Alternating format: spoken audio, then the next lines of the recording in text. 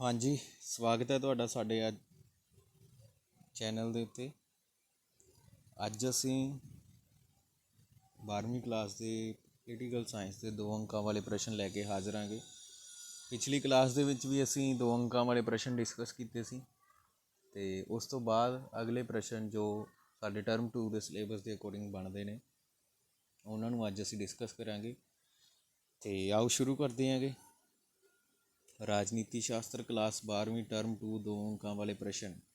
ਤਾਂ ਪਹਿਲਾ ਪ੍ਰਸ਼ਨ ਆਉਂਦਾ ਹੈਗਾ ਸਾਡਾ, ਲੋਕ ਮੱਤ ਦੀ ਲੋਕਤੰਤਰ ਦੇ ਵਿੱਚ ਕੀ ਮਹੱਤਤਾ ਹੈ। ਲੋਕ ਮੱਤ ਅਸੀਂ ਕੱਲ੍ਹ ਵੀ ਕੀਤਾ ਸੀਗਾ ਪਿਛਲੀ ਕਲਾਸ ਦੇ ਵਿੱਚ ਕਿ ਲੋਕ ਮੱਤ ਮਤਲਬ ਲੋਕ ਰਾਏ, ਲੋਕਾਂ ਦੀ ਸੋਚ, ਲੋਕਾਂ ਦਾ ਕਿਸੇ ਜਨਤਕ ਮਸਲੇ ਦੇ ਪ੍ਰਤੀ ਕੀ ਸੋਚ ਹੈਗੀ, ਕਿਸ ਤਰੀਕੇ ਨਾਲ ਸੋਚਦੇ ਨੇ। ਅਤੇ ਲੋਕ ਮੱਤ ਜਿਹੜਾ ਹੈਗਾ ਉਹ ਆਪਾਂ ਕੀਤਾ ਸੀ ਕਿ ਕਲਿਆਣਕਾਰੀ ਹੁੰਦਾ, ਸਮੁੱਚੇ ਸਮਾਜ ਦੀ ਭਲਾਈ ਦੇ ਲਈ ਹੁੰਦਾ ਹੈਗਾ ਅਤੇ ਹਰ ਇੱਕ ਨੂੰ ਸਵੀਕਾਰ ਹੁੰਦਾ। ਤਾਂ ਇਸ ਦਾ ਫਾਇਦਾ ਕੀ ਹੈ, ਲੋਕਤੰਤਰ ਦੇ ਵਿੱਚ ਕੀ ਮਹੱਤਤਾ ਇਹਦੀ। ਤਾਂ ਲੋਕ ਮੱਤ ਲੋਕਤੰਤਰ ਦੇ ਵਿੱਚ ਕਹਿੰਦੇ ਮੂਲ ਆਧਾਰ ਹੈਗਾ।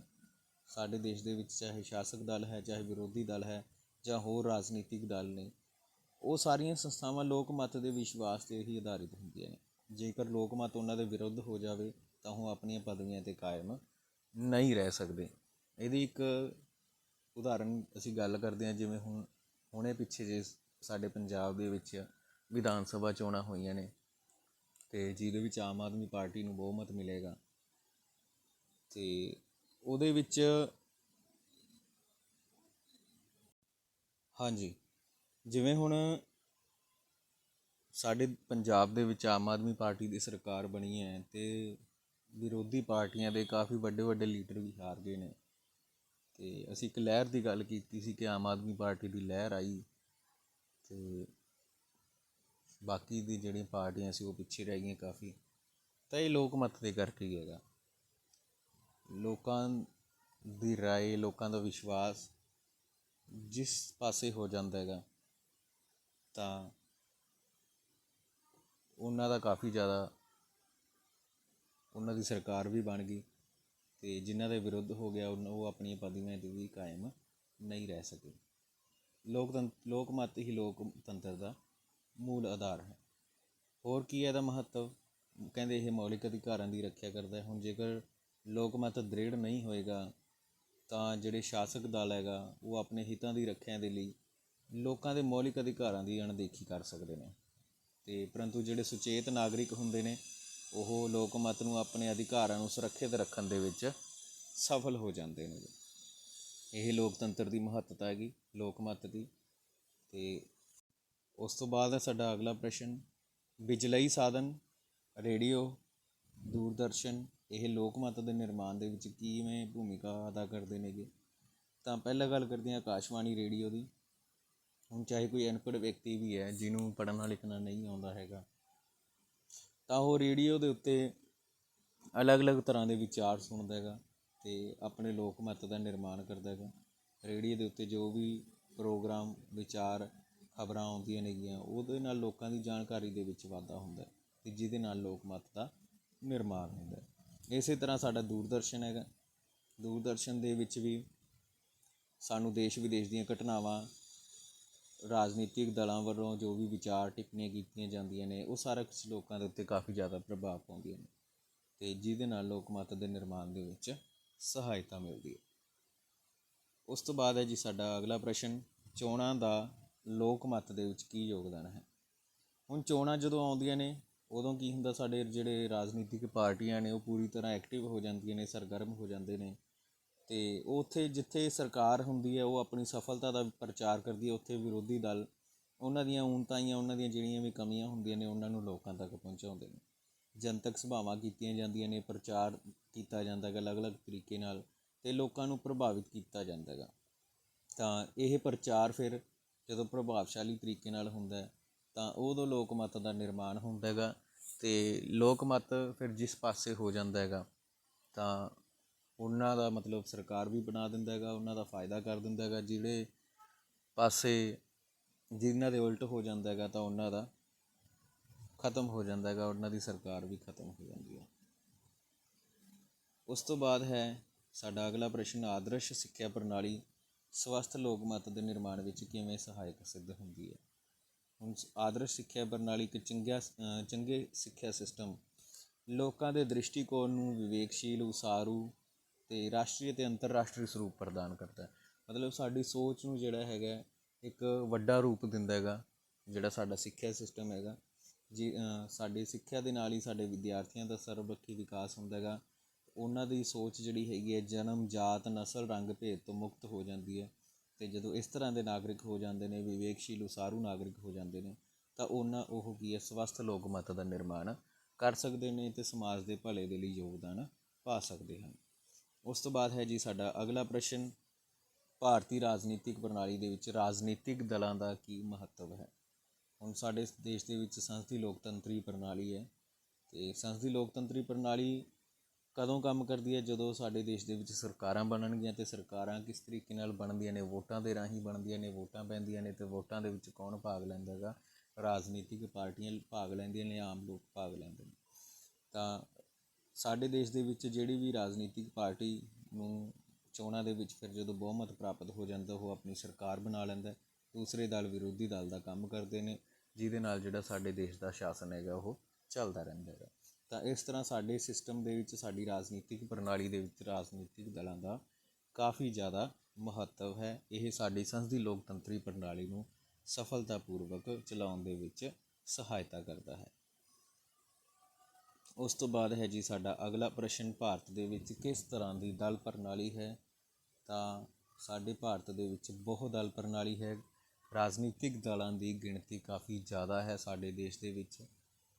ਬਹੁਤ ਸਾਰੇ ਦਲ ਕਿਰਿਆਸ਼ੀਲ ਨੇ। ਵਰਤਮਾਨ ਸਮੇਂ ਦੇ ਵਿੱਚ 7 ਤਾਂ ਸਾਡੇ ਦੇਸ਼ ਦੇ ਵਿੱਚ ਰਾਸ਼ਟਰੀ ਮਾਨਤਾ ਪ੍ਰਾਪਤ ਨੇ, ਜਿਨ੍ਹਾਂ ਨੂੰ ਪੂਰੇ ਦੇਸ਼ ਦੇ ਵਿੱਚ ਐਕਟਿਵ ਨੇ ਜਿਹੜੇ ਪਾਰਟੀਆਂ, ਅਤੇ 99 ਰਾਜ ਪੱਧਰ ਦੇ ਦਲ ਨੇ। ਜਿਵੇਂ ਅਸੀਂ ਗੱਲ ਕਰਦੇ ਹਾਂ ਭਾਰਤੀ ਰਾਸ਼ਟਰੀ ਕਾਂਗਰਸ ਦੀ, BJP ਦੀ, ਭਾਰਤੀ ਜਨਤਾ ਪਾਰਟੀ, ਅਤੇ ਸਾਡਾ ਸਮਾਜਵਾਦੀ ਪਾਰਟੀ ਹੋ ਗਈ, ਬਹੁਜਨ ਸਮਾਜ ਪਾਰਟੀ ਹੋ ਗਈ। ਇਹ ਸਾਡੇ ਜਿਹੜੇ ਹੈਗੇ ਨੇ ਰਾਸ਼ਟਰੀ ਦਲ ਨੇ। ਇਹਨਾਂ ਦਾ ਆਧਾਰ ਪੂਰੇ ਦੇਸ਼ ਦੇ ਵਿੱਚ ਹੈਗਾ। ਅਤੇ ਜਦੋਂ ਅਸੀਂ ਰਾਜ ਪੱਧਰੀ ਦਲਾਂ ਦੀ ਗੱਲ ਕਰਦੇ ਹਾਂ, 99 ਸਾਡੇ ਦੇਸ਼ ਦੇ ਵਿੱਚ ਕਹਿੰਦੇ ਮਾਨਤਾ ਪ੍ਰਾਪਤ ਦਲ ਨੇਗੇ। ਜਿਵੇਂ ਆਮ ਆਦਮੀ ਪਾਰਟੀ ਹੋ ਗਈ, ਸ਼੍ਰੋਮਣੀ ਅਕਾਲੀ ਦਲ ਹੋ ਗਈ, ਮਹਾਰਾਸ਼ਟਰ ਦੇ ਵਿੱਚ ਸ਼ਿਵ ਸੈਨਾ ਹੋ ਗਈ ਹੈ, ਹਰਿਆਣਾ ਦੇ ਵਿੱਚ ਇਨੈਲੋ ਹੋ ਗਈ ਹੈ, ਇੰਡੀਅਨ ਨੈਸ਼ਨਲ ਲੋਕ ਦਲ, ਅਤੇ ਜੰਮੂ ਕਸ਼ਮੀਰ ਦੇ ਵਿੱਚ ਨੈਸ਼ਨਲ ਕਾਨਫਰੰਸ ਸੀ। ਇਹ ਕੁਝ ਰਾਜਨੀਤਿਕ ਪਾਰਟੀਆਂ ਨੇ ਜਿਹੜੀਆਂ ਕਿ ਰਾਜ ਪੱਧਰ ਦੇ ਦਲ ਨੇਗੇ। ਤਾਂ ਮਤਲਬ ਸਾਡੇ ਦੇਸ਼ ਦੇ ਵਿੱਚ ਕੀ ਹੈ, ਰਾਜਨੀਤਿਕ ਪਾਰਟੀਆਂ ਦੀ ਗਿਣਤੀ ਕਾਫੀ ਜ਼ਿਆਦਾ ਹੈਗੀ। ਬਹੁਦਲੀ ਸਰੂਪ ਹੈ ਸਾਡੇ ਦੇਸ਼ ਦੇ ਵਿੱਚ। ਉਸ ਤੋਂ ਬਾਅਦ ਹੈ ਜੀ ਸਾਡਾ ਅਗਲਾ ਪ੍ਰਸ਼ਨ, ਕਿਹੜੇ ਆਧਾਰ 'ਤੇ ਰਾਜਨੀਤਿਕ ਦਲਾਂ ਦਾ ਨਿਰਮਾਣ ਹੁੰਦਾ ਹੈ। ਤਾਂ ਰਾਜਨੀਤਿਕ ਪਾਰਟੀਆਂ ਸਾਡੇ ਬਣੀਆਂ ਹੋਈਆਂ ਨੇ। ਇਹਨਾਂ ਦੇ ਨਿਰਮਾਣ ਦੇ ਅਲੱਗ-ਅਲੱਗ ਆਧਾਰ ਹੋ ਸਕਦੇ ਨੇ। ਉਹ ਵਿਚਾਰਕ ਆਧਾਰ ਵੀ ਹੋ ਸਕਦੇ ਨੇ, ਖੇਤਰੀ ਆਧਾਰ 'ਤੇ ਵੀ ਬਣੇ ਹੋ ਸਕਦੇ ਨੇ, ਆਪਣੇ ਖੇਤਰ ਦੇ ਲਈ ਕੰਮ ਕਰਨਾ, ਜਾਂ ਉਹ ਧਰਮ ਦੇ ਆਧਾਰ 'ਤੇ ਵੀ ਬਣੇ ਹੋ ਸਕਦੇ ਨੇ, ਵੀ ਆਪਣੇ ਧਰਮ ਦੇ ਲਈ ਜਿਹੜਾ ਹੈਗਾ ਉਹ ਰਾਜਨੀਤਿਕ ਪਾਰਟੀਆਂ ਜ਼ਿਆਦਾ ਪਹਿਲ ਦਿੰਦੀਆਂ ਨੇਗੀਆਂ। ਜਾਤ ਦੇ ਆਧਾਰ 'ਤੇ ਬਣੇ ਹੁੰਦੇ ਨੇਗੇ, ਜਾਂ ਭਾਸ਼ਾ ਦੇ ਆਧਾਰ 'ਤੇ ਵੀ ਬਣੇ ਹੋ ਸਕਦੇ ਨੇਗੇ। ਇਹ ਕੁਝ ਆਧਾਰ ਨੇ ਜਿਨ੍ਹਾਂ ਦੇ ਬੇਸ 'ਤੇ ਜਿਹੜਾ ਹੈਗਾ ਸਾਡੇ ਦੇਸ਼ ਦੇ ਵਿੱਚ ਰਾਜਨੀਤਿਕ ਪਾਰਟੀਆਂ ਦਾ ਨਿਰਮਾਣ ਕੀਤਾ ਗਿਆ ਹੈ। ਉਸ ਤੋਂ ਬਾਅਦ ਹੈ ਜੀ ਲੋਕ ਸਭਾ ਦੇ ਵਿੱਚ ਸਰਕਾਰੀ ਤੌਰ 'ਤੇ ਵਿਰੋਧੀ ਦਲ ਨੂੰ ਮਾਨਤਾ ਕਿਸ ਤਰ੍ਹਾਂ ਦਿੱਤੀ ਜਾਂਦੀ ਹੈ। ਤਾਂ ਸਾਡੇ ਦੇਸ਼ ਦੇ ਵਿੱਚ ਲੋਕ ਸਭਾ ਦੀ ਜਦੋਂ ਅਸੀਂ ਗੱਲ ਕਰਦੇ ਹਾਂ, ਤਾਂ ਇੱਕ ਤਾਂ ਆ ਜਾਂਦਾ ਹੈਗਾ ਸ਼ਾਸਕ ਦਲ, ਅਤੇ ਸ਼ਾਸਕ ਦਲ ਜਿਹਨੂੰ ਬਹੁਮਤ ਪ੍ਰਾਪਤ ਹੋ ਜਾਂਦਾ ਹੈਗਾ। ਅਤੇ ਸ਼ਾਸਕ ਦਲ ਤੋਂ ਬਾਅਦ ਸਾਡੇ ਦੇਸ਼ ਦੇ ਵਿੱਚ ਵਿਰੋਧੀ ਦਲ ਆ ਜਾਂਦਾ ਹੈਗਾ। ਇਹਨਾਂ ਨੂੰ ਮਾਨਤਾ ਦਿੱਤੀ ਜਾਂਦੀ ਹੈ। ਤਾਂ ਵਿਰੋਧੀ ਦਲ ਕੌਣ ਹੁੰਦਾ ਹੈਗਾ, ਕਿਵੇਂ ਉਹਨਾਂ ਨੂੰ ਮਾਨਤਾ ਮਿਲਦੀ ਹੈ, ਉਸ ਦੀ ਗੱਲ ਕਰਦੇ ਹਾਂ। ਪਹਿਲੇ ਨੰਬਰ 'ਤੇ ਕਹਿੰਦੇ ਉਹਨਾਂ ਨੂੰ ਮਾਨਤਾ ਦਿੰਦਾ ਕੌਣ ਹੈਗਾ, ਸਪੀਕਰ ਦਿੰਦਾ ਹੈਗਾ। ਅਤੇ ਮਾਨਤਾ ਕਿਹੜੇ ਦਲ ਨੂੰ ਦਿੱਤੀ ਜਾਊਗੀ, ਤਾਂ ਇੱਕ ਸਿੰਪਲ ਸ਼ਬਦਾਂ ਦੇ ਵਿੱਚ ਅਸੀਂ ਗੱਲ ਕਰੀਏ ਤਾਂ ਸ਼ਾਸਕ ਦਲ ਉਹ ਹੁੰਦਾ ਹੈਗਾ ਜਿਹਨੂੰ ਬਹੁਮਤ ਪ੍ਰਾਪਤ ਹੋਇਆ, ਮਤਲਬ ਵੱਧ ਸੀਟਾਂ ਪ੍ਰਾਪਤ ਹੋਈਆਂ ਨੇਗੀਆਂ। ਅਤੇ ਉਸ ਤੋਂ ਬਾਅਦ ਦੂਜੇ ਨੰਬਰ ਦੀ ਜੋ ਪਾਰਟੀ ਰਹਿ ਗਈ ਹੈ, ਉਹਨੂੰ ਆਮ ਤੌਰ 'ਤੇ ਵਿਰੋਧੀ ਦਲ ਮੰਨਿਆ ਜਾਂਦਾ ਹੈਗਾ। ਪਰੰਤੂ ਉਹਦੇ ਲਈ ਇੱਕ ਕੰਡੀਸ਼ਨ ਹੈ ਕਿ ਘੱਟ ਤੋਂ ਘੱਟ ਲੋਕ ਸਭਾ ਦੀਆਂ ਸੀਟਾਂ ਜਿੰਨੀਆਂ ਹੈਗੀਆਂ ਨੇ, ਉਸ ਦਾ 10ਵਾਂ ਹਿੱਸਾ ਪ੍ਰਾਪਤ ਹੋਣਾ ਜ਼ਰੂਰੀ ਹੈ। ਜਿਵੇਂ ਸਾਡੇ ਦੇਸ਼ ਦੇ ਵਿੱਚ ਲੋਕ ਸਭਾ ਦੀਆਂ 545 ਸੀਟਾਂ ਨੇਗੀਆਂ, ਤਾਂ 545 ਦਾ ਅੱਧਾ 54 ਆ ਜਾਏਗਾ। ਤਾਂ ਜਿਸ ਪਾਰਟੀ ਨੂੰ 54 ਸਥਾਨ ਪ੍ਰਾਪਤ ਨੇਗੇ ਘੱਟ ਤੋਂ ਘੱਟ, ਅਤੇ ਉਸ ਪਾਰਟੀ ਨੂੰ ਵਿਰੋਧੀ ਦਲ ਦੇ ਤੌਰ 'ਤੇ ਮਾਨਤਾ ਦਿੱਤੀ ਜਾਂਦੀ ਹੈ। ਜੇਕਰ ਇੱਕ ਤੋਂ ਵੱਧ ਪਾਰਟੀਆਂ ਨੂੰ 54 ਤੋਂ ਵੱਧ ਸਥਾਨ ਪ੍ਰਾਪਤ ਨੇ, ਤਾਂ ਜਿਹੜੀ ਵੀ ਦੂਜੇ ਨੰਬਰ ਦੀ ਪਾਰਟੀ ਹੋਏਗੀ, ਬਹੁਮਤ ਦਲ ਤੋਂ ਬਾਅਦ ਵਾਲੀ ਦੂਜੇ ਨੰਬਰ ਦੀ ਪਾਰਟੀ, ਉਸ ਨੂੰ ਵਿਰੋਧੀ ਦਲ ਦੇ ਤੌਰ 'ਤੇ ਮਾਨਤਾ ਦਿੱਤੀ ਜਾਊਗੀ। ਇਸੇ ਤਰ੍ਹਾਂ ਜਦੋਂ ਅਸੀਂ ਪੰਜਾਬ ਦੀ ਗੱਲ ਕਰਦੇ ਹਾਂ ਤਾਂ ਸਾਡੇ ਪੰਜਾਬ ਦੇ ਵਿੱਚ ਜਿਵੇਂ 117 ਸੀਟਾਂ ਹੈਗੀਆਂ, ਤਾਂ 117 ਦੇ ਵਿੱਚੋਂ 12 ਸੀਟਾਂ ਜਿਸ ਪਾਰਟੀ ਨੂੰ 12 ਸੀਟਾਂ ਮਿਲ ਜਾਂਦੀਆਂ ਨੇ, ਦੂਜੇ ਨੰਬਰ ਦੀ ਪਾਰਟੀ ਨੂੰ, ਉਸ ਨੂੰ ਵਿਰੋਧੀ ਦਲ ਦੇ ਤੌਰ 'ਤੇ ਮਾਨਤਾ ਦਿੱਤੀ ਜਾਂਦੀ ਹੈ। ਇਹਨੂੰ ਮਾਨਤਾ ਦਿੰਦਾ ਕੌਣ ਹੈ ਜੀ? ਸਪੀਕਰ ਦੁਆਰਾ ਮਾਨਤਾ ਦਿੱਤੀ ਜਾਂਦੀ ਹੈ। ਉਸ ਤੋਂ ਬਾਅਦ ਸਾਡਾ ਅਗਲਾ ਪ੍ਰਸ਼ਨ, ਭਾਰਤ ਦੇ ਵਿੱਚ ਵਿਰੋਧੀ ਦਲ ਦਾ ਸਰੂਪ ਕੀ ਹੈ? ਹੁਣ ਅਸੀਂ ਵਿਰੋਧੀ ਦਲ ਨੂੰ ਮਾਨਤਾ ਦੀ ਗੱਲ ਕਰ ਲਈ, ਅਤੇ ਸਰੂਪ ਕੀ ਹੈ? ਤਾਂ ਸਾਡੇ ਦੇਸ਼ ਦੇ ਵਿੱਚ ਕਹਿੰਦੇ ਵਿਰੋਧੀ ਦਲ ਦਾ ਸਰੂਪ ਵੀ ਬਹੁਦਲੀ ਹੈ। ਭਾਵ ਕੀ ਹੈ? ਵਿਰੋਧੀ ਧਿਰ ਵੀ ਅਨੇਕਾਂ ਛੋਟੇ ਛੋਟੇ ਦਲਾਂ ਦੇ ਵਿੱਚ ਵੰਡਿਆ ਹੁੰਦਾ ਹੈਗਾ, ਜਿਸ ਕਰਕੇ ਇਹ ਆਪਣੀ ਪ੍ਰਭਾਵਸ਼ਾਲੀ ਭੂਮਿਕਾ ਨਹੀਂ ਨਿਭਾ ਸਕਦਾ ਹੈਗਾ। ਉਸ ਤੋਂ ਬਾਅਦ ਜੀ ਸਾਡਾ ਅਗਲਾ ਪ੍ਰਸ਼ਨ, ਭਾਰਤ ਵਿੱਚ ਰਾਜਨੀਤਿਕ ਦਲਾਂ ਵਿੱਚ ਅੰਦਰੂਨੀ ਲੋਕਤੰਤਰ ਦੀ ਘਾਟ ਹੁੰਦੀ ਹੈ, ਟਿੱਪਣੀ ਕਰੋ। ਸਾਡੇ ਦੇਸ਼ ਦੇ ਵਿੱਚ ਰਾਜਨੀਤਿਕ ਦਲਾਂ ਦਾ ਸੰਗਠਨ ਕੀਤਾ ਹੋਇਆ ਹੈਗਾ, ਪਰੰਤੂ ਇਹ ਲੋਕਤੰਤਰੀ ਸਿਧਾਂਤਾਂ 'ਤੇ ਆਧਾਰਿਤ ਨਹੀਂ ਹੈ ਜੋ ਵੀ ਸੰਗਠਨ ਕੀਤਾ ਹੋਇਆ ਹੈ। ਕਿਉਂਕਿ ਰਾਜਨੀਤਿਕ ਦਲ ਦੇ ਹੇਠਲੇ ਪੱਧਰ 'ਤੇ ਸੰਗਠਨ ਫੈਸਲਾ ਲੈਣ ਵਿੱਚ ਸੁਤੰਤਰ ਨਹੀਂ ਹੁੰਦੇ ਹੈਗੇ। ਹੇਠਲੇ ਪੱਧਰ 'ਤੇ ਜੋ ਵੀ ਸੰਗਠਨ ਬਣੇ ਹੁੰਦੇ ਨੇ ਪਾਰਟੀਆਂ ਦੇ, ਉਹਨਾਂ ਨੂੰ ਉੱਪਰਲੇ ਜਿਹੜੇ ਲੀਡਰ ਹੁੰਦੇ ਨੇ ਉਹਨਾਂ ਤੋਂ ਪੁੱਛ ਕੇ ਕੰਮ ਕਰਨਾ ਪੈਂਦਾ ਹੈਗਾ। ਦਲ ਦੇ ਜੋ ਵੀ ਉੱਚ ਕਮਾਨ ਦੇ ਆਦੇਸ਼ ਹੁੰਦੇ ਨੇ, ਉਹਨਾਂ ਦੇ ਅਨੁਸਾਰ ਉਹਨਾਂ ਨੂੰ ਚੱਲਣਾ ਪੈਂਦਾ ਹੈ। ਤਾਂ ਜਿਹਦੇ ਕਰਕੇ ਜਿਹੜੇ ਹੇਠਲੇ ਲੈਵਲ ਦਾ ਸੰਗਠਨ ਹੈ ਉਹ ਸਹੀ ਤਰੀਕੇ ਨਾਲ ਕੰਮ ਨਹੀਂ ਕਰ ਪਾਉਂਦਾ। ਮਤਲਬ ਕੀ ਹੈ? ਅੰਦਰੂਨੀ ਲੋਕਤੰਤਰ ਦੀ ਸਾਡੇ ਰਾਜਨੀਤਿਕ ਦਲਾਂ ਦੇ ਵਿੱਚ ਘਾਟ ਪਾਈ ਜਾਂਦੀ ਹੈ। ਉਸ ਤੋਂ ਬਾਅਦ ਜੀ ਸਾਡਾ ਲਾਸਟ ਪ੍ਰਸ਼ਨ ਹੈ, ਰਾਜਨੀਤਿਕ ਦਲਾਂ ਵਿੱਚ ਵਿਚਾਰਾਤਮਕ ਵਚਨਬੱਧਤਾ ਦੀ ਕਮੀ ਹੈ। ਕਿਵੇਂ? ਤਾਂ ਕਾਫੀ ਜ਼ਿਆਦਾ ਕਮੀ ਹੈ ਸਾਡੇ ਦੇਸ਼ ਦੇ ਵਿੱਚ ਕਹਿੰਦੇ ਵਿਚਾਰਾਤਮਕ ਵਚਨਬੱਧਤਾ ਦੀ। ਜ਼ਿਆਦਾਤਰ ਰਾਜਨੀਤਿਕ ਦਲ ਮੌਕਾ ਪ੍ਰਸਤ ਨੇ, ਸਿਰਫ ਆਪਣੇ ਹਿੱਤਾਂ ਦੀ ਪੂਰਤੀ ਚਾਹੁੰਦੇ ਨੇਗੇ, ਮਤਲਬ ਆਪਣੀ ਸਰਕਾਰ ਬਣਾਉਣਾ ਚਾਹੁੰਦੇ ਨੇ, ਅਤੇ ਜਿਹਦੇ ਕਰਕੇ ਆਪਣੇ ਸਿਧਾਂਤਾਂ ਨੂੰ ਵੀ ਕੁਰਬਾਨ ਕਰ ਦਿੰਦੇ ਨੇ। ਜਿਹਦੇ ਕਰਕੇ ਭਾਰਤ ਦੇ ਵਿੱਚ ਕਾਫੀ ਜ਼ਿਆਦਾ ਸਾਨੂੰ ਦੇਖਣ ਨੂੰ ਵੀ ਮਿਲਿਆ ਕਿ ਮਿਲੀਆਂ ਜੁਲੀਆਂ ਸਰਕਾਰਾਂ ਬਣ ਜਾਂਦੀਆਂ ਨੇਗੀਆਂ। ਜਦੋਂ ਕਿਸੇ ਪਾਰਟੀ ਨੂੰ ਬਹੁਮਤ ਪ੍ਰਾਪਤ ਨਹੀਂ ਹੁੰਦਾ ਤਾਂ ਅਲੱਗ ਅਲੱਗ ਪਾਰਟੀਆਂ ਇਕੱਠੀਆਂ ਹੋ ਜਾਂਦੀਆਂ ਨੇਗੀਆਂ, ਚਾਹੇ ਉਹਨਾਂ ਦੇ ਵਿਚਾਰ ਨਹੀਂ ਮਿਲਦੇ ਹੁੰਦੇ, ਉਹਨਾਂ ਦੀ ਵਿਚਾਰਾਤਮਕ ਸਾਂਝ ਨਹੀਂ ਹੁੰਦੀ, ਫਿਰ ਵੀ ਉਹ ਆਪਣੇ ਹਿੱਤਾਂ ਦੀ ਪੂਰਤੀ ਦੇ ਲਈ ਇਕੱਠੇ ਹੋ ਜਾਂਦੇ ਨੇ। ਤਾਂ ਇਹ ਇੱਕ ਤਰ੍ਹਾਂ ਦੀ ਮੌਕਾ ਪ੍ਰਸਤਵਾਦ ਜਿਹੜਾ ਹੈਗਾ ਇਹਨੂੰ ਮੰਨਾਂਗੇ ਅਸੀਂ, ਕਿਹਾ ਜਾਂਦਾ। ਮਤਲਬ ਮੌਕੇ ਦੀ ਰਾਜਨੀਤੀ ਹੈਗੀ, ਵਿਚਾਰਾਤਮਕ ਜਿਹੜੇ ਸਿਧਾਂਤ ਨੇ ਉਹਨਾਂ ਦੀ ਕੁਰਬਾਨੀ ਦੇ ਦਿੱਤੀ ਜਾਂਦੀ ਹੈ। ਇਹ ਜੀ ਸਾਡਾ ਪ੍ਰਸ਼ਨ ਸੀ ਅੱਜ ਦੇ ਸਾਡੇ, ਅਤੇ ਉਮੀਦ ਕਰਦੇ ਹਾਂ ਇਹਨੂੰ ਤੁਸੀਂ ਪਸੰਦ ਕੀਤਾ ਹੋਵੇਗਾ।